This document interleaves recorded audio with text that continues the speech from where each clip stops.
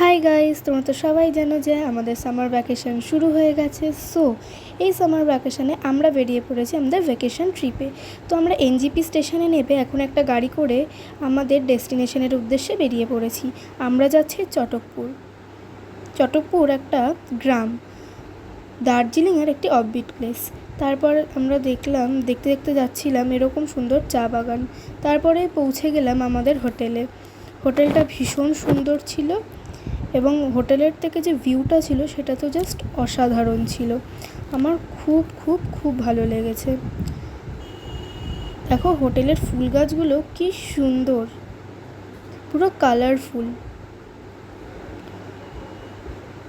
আমার তো ভীষণ মজা হচ্ছিল, আমি আবার চটকপুর আসবো।